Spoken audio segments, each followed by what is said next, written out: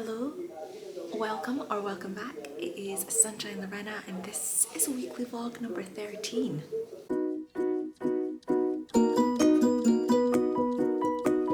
Hi guys, so if you didn't see last week's vlog, I am in Italy in Trieste and we're spending Christmas with my husband's family.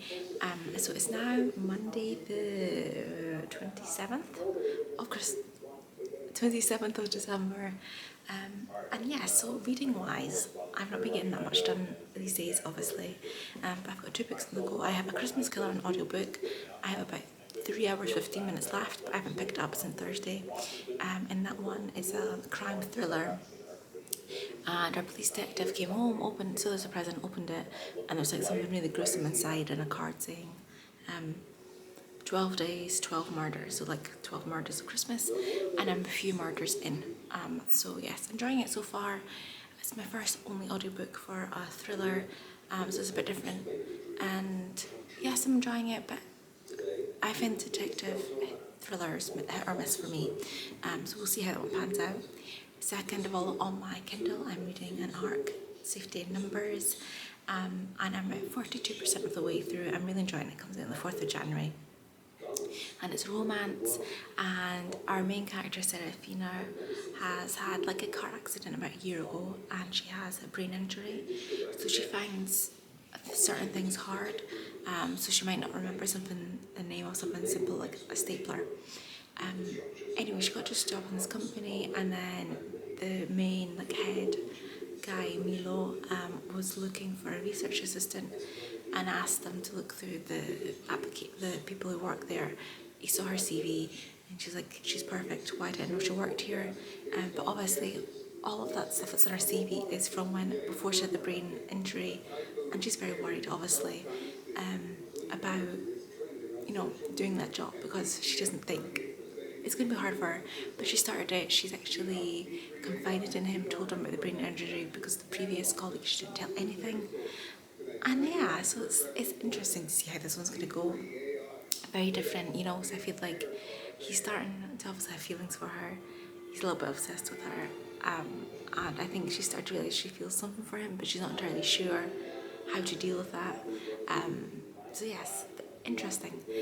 But yes, we're gonna go get breakfast and we're gonna go out and about exploring today. So not much reading. And do I have mascara on my eyelid?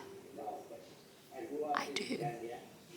Well, I need to deal with that, and I'll speak to you later.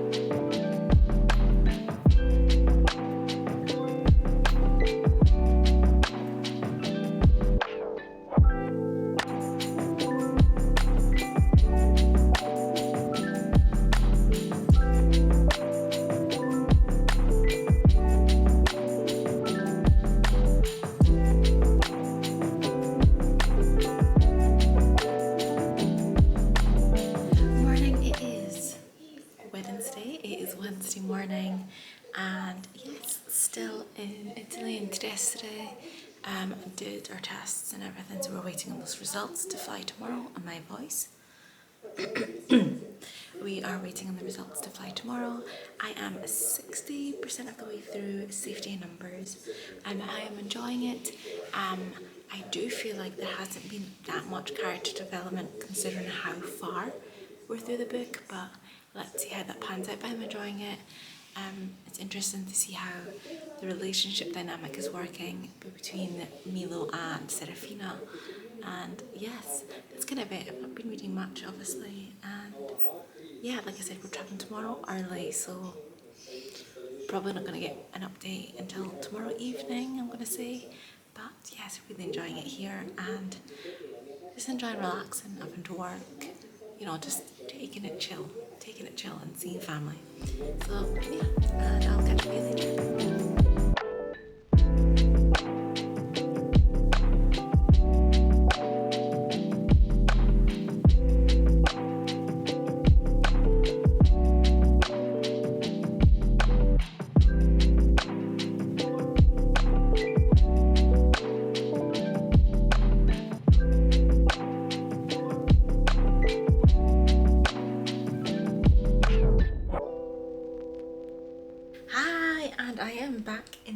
UK, guys. So it is Friday the 31st of December. I arrived yesterday evening. Sorry, my hair's a bit crazy today. I have work, so I'll be doing that just now. I didn't read as much as I expected yesterday. It's one of those days where it's like a really long travel day and I'm just like tired and just couldn't be bothered basically. But yes, back in the UK, really enjoyed my time away. Really enjoyed it, loved Italy. Got a couple of books, guys. Bought a couple of books obviously because it's me. I got books in Italian, and can I just say, in Italy in general the book covers are just so much prettier. Like, I mean, I should have inserted clips here on the bookshop, but like their covers are just so much prettier. I'm gonna have to show you. This is not the best angle because I'm in the desk. Do not have to be propped up. Ignore my 5 chins. But I bought Before the Coffee Gets Cold. So first of all, this is the version we have in the UK. I really enjoyed this. I mean, I do like this cover. I think it's really nice. There's a shiny element. But then this is the Italian one, which one day I want to read it in Italian, but we aren't there yet, guys. We are not there yet. But okay, fine. It's actually a bigger copy, but it just, I don't know, it just seems more delicate. I don't know, I love how there's like the blossoms there, the colouring of it, and just, yeah, I don't know, it just seems prettier to me. The only thing is, in Italy the books are way more expensive, so I just went into like a normal kind of bookshop, so I didn't, you know, go hunting around, so it might vary from bookshop to bookshop, but it's like 16 euros for this, okay, 16 euros, and like in the UK this was £8.99 retail price, so I might have got it a little bit less than that depending on where I bought it from. I can't remember, but you know what I mean, it's like basically double, and you know, they're both being translated from Japanese into their respective languages, so it doesn't make sense. But another one, which actually the same price as this little 200-page book, guys, I got, and this one I'm definitely going to be reading in 2022 because I want to read Italian books, and this is a gorgeous edition, same price as that one, right? Okay, and it is The Secret Garden. I mean, look at it, it is just stunning, and look, sprayed edges, and yes, it is just colourful. Look at the pretty designs. Oh, gorgeous. They had some other gorgeous editions as well of like, there's like Little Women, because these are done for children obviously. There's like Little Women, there was like Pinocchio, and you know, classics, but there was other versions of also pretty covers, and I looked at it and there was like Peter Pan and like The Little Mermaid, which I've never read, and I was like, oh, those look so nice. Turned over and looked at the price and I was like, oh, it's like 30 euros, and this, like I said, is 16.90, this one, which was basically 90 cents more than this one. I was like, well, I could basically get 2 books for that price, because I thought 30 is a bit steep for like a one edition, which honestly, I mean, I'm going to read it, I'm not going to write in this, guys. I don't write in books anyway, but I think it's stunning. And one day next year, well, not one day, oh look, I will read this, guys, I will, but yes, showing you that. In terms of reading, I don't have that long left of Safety in Numbers. I have, I feel like, let me see, it's, oh no, I'm not in the book anymore.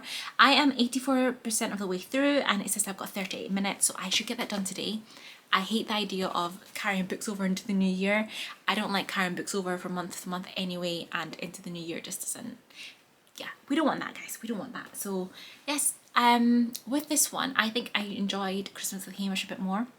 I think because the time period in this one isn't overly clear, in the sense that you're like, oh, you know, you see a bit about the relationship, like, yeah, and we've been, and then it skips ahead for some weeks later, and I feel like I'm not getting the full impact of the time spent with them. Also, Milo is a little bit possessive, which I don't really like. He's a little bit possessive, but at the same time, he's a really good guy for Serafina, and he's like, with her brain injury and stuff, he is excellent in terms of that, but like, he definitely has those possessive qualities, and I'm a bit like, you know, but I just feel like as characters, I haven't gotten to know them as well as we did in Christmas with Hamish. I feel like, I mean, their backstories has been told a little bit, but I feel like not that much. I just feel like there could have been more information. But I think it's still a nice little romance. Let's see how it ends. But at this point, I don't think it'll be over 3 stars that I give it.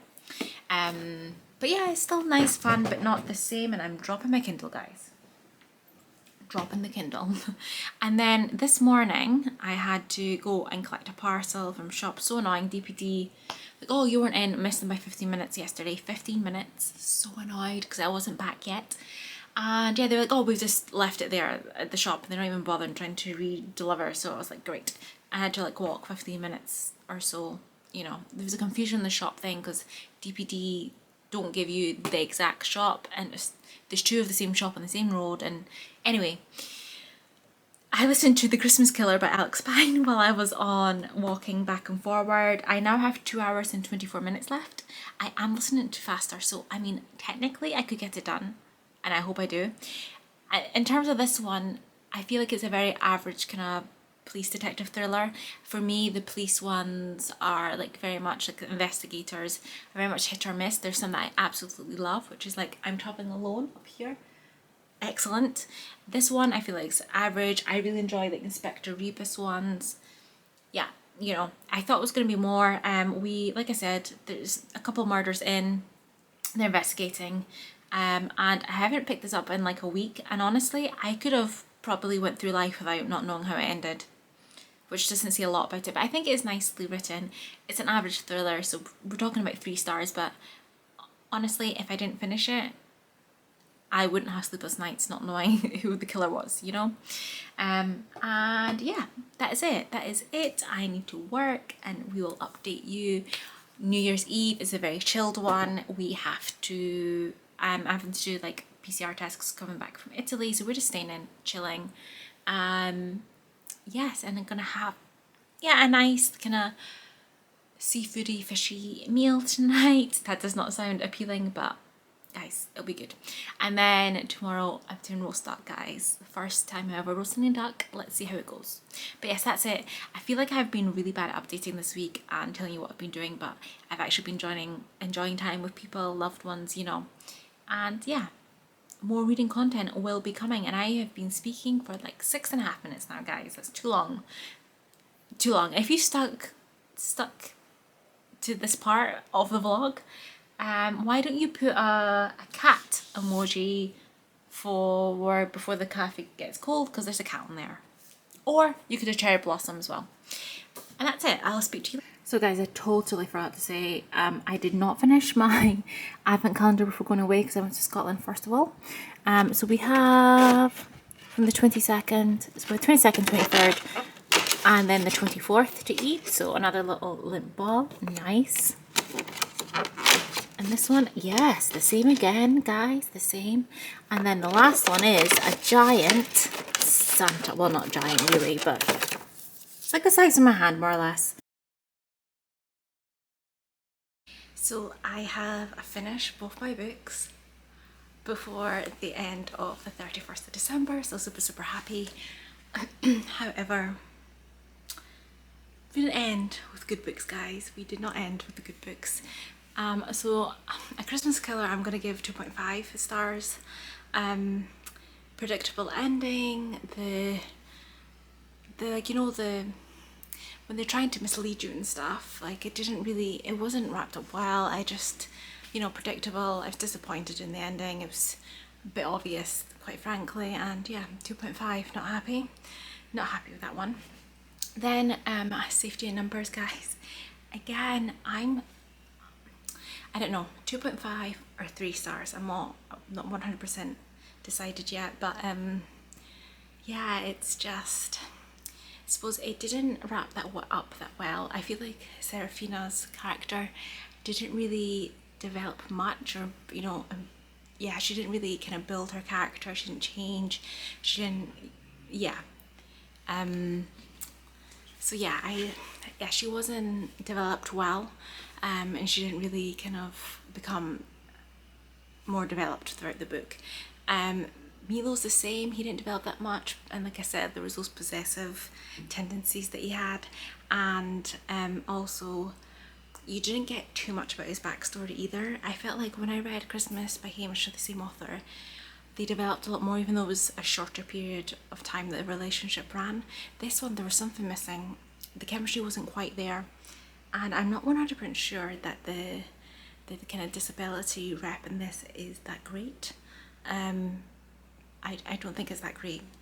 So yeah, 2.5, 3 stars, not 100% decided, but finished them. And I'm hoping that 2022 we start on a good book note. Fingers crossed for me, guys. But yeah, I'll write up like a proper review for Safety in Numbers because it's like an arc, and I want to try and publish that tonight on my Instagram. So then we start 2022 afresh, guys, afresh. And yeah, that's it. I'm gonna enjoy my New Year's Eve, and I'll catch you later.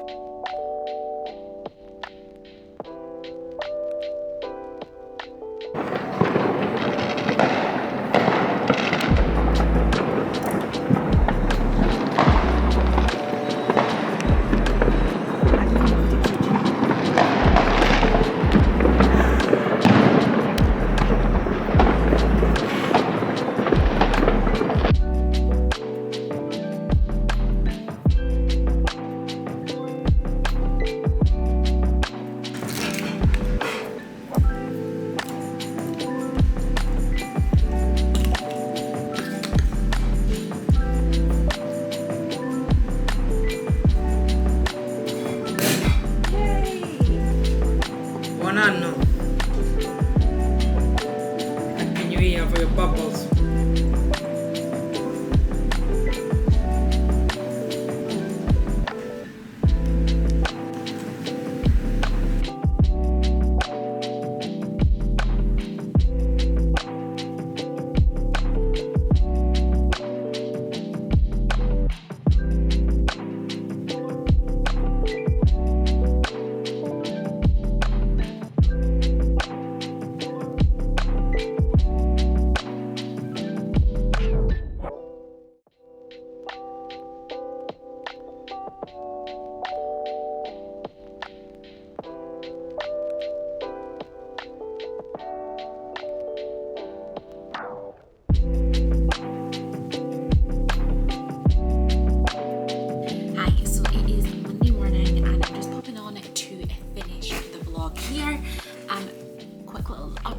So I picked up the Poppy War on Saturday.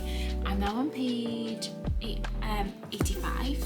I am really enjoying this one. I picked up for the read along that I'm co-hosting. I'll leave some details. There's still time, guys, there's still time. So reading this one in January, February the Dragon Republic, and in March the Burning God. And I am loving this so far. Like, it's so good, like immediately pulled me in. I love the character of Rin. She is so determined. It is happening a lot quicker than I thought it would, but it's obviously a lot of things are gonna happen because it's like over 500 pages. It's a bit chunky, and I think with each one it actually gets bigger and bigger. But yes, Rin's our main character. She takes the Kedru as a test to find the most talented students in the Nikara Empire, and she shocks everyone basically because she is from the south. From like she's a war orphan. She is from like a farming area. She has dark skin, whereas the ones from the north, the richer ones, are always paler. And yeah, so it's elite military school that she gets into, which is Sinigard, and you know, she shocked everyone. But yeah, it's not easy for her so far. I had already seen this. It's really not that easy from her being like from the south, peasant, dark-skinned girl. You know, she's not having an easy time because everyone is pretty much against her. She's not supposed to be there. She was, you know, it's supposed to be the elite people that, you know, get ahead and do these things. But yes, fighting the predators of rival classmate, Rin discovers that she possesses a lethal, unearthly power, an aptitude for the nearly mythical art of shamanism. Exploring her gift with the help of the seemingly insane teacher, Rin learns that the gods long thought dead are very much alive, and that mastering these powers could mean more than just surviving the school. For while the Empire is at peace, the Federation of Moonshine still lurks across a narrow sea. The Federation occupied Nikan for decades after the First Poppy War and only barely lost the continent in the second. And while most people calmly go about their lives, a few are aware that a third Poppy War is just a spark away. So I haven't got to the bit yet where she is discovering this power. I think I know which teacher this is going to be from what we've seen, but I am absolutely loving it. I feel like this could potentially be a 5-star. It's such an easy fantasy. I think this always like scared me because I thought it was going to be really heavy and like, you know, there are heavy topics. So far it's quite easy, but I know that there are trigger warnings. It is based on real history. It's based on some real life like wars, etc. So in Asia, so it's, yeah, it's based on real history. I do want to then find out the real history and like, you know, see what the parallels are, but it very much is based in real life events, and I know that there are trigger warnings and it does get heavier, but the writing is so far really accessible. I'd say that's the best way to describe it. So really enjoying it. I will be putting it down for a week because it's Winterween, which I'm so excited for, but at the same time, you know, sad that I'm putting this down. But yes, that's it. Here's the end of the vlog. If you have gotten this far, put a flower emoji for the poppy war, and yeah, comment, like, subscribe, and I'll hopefully see you in the next one. Bye.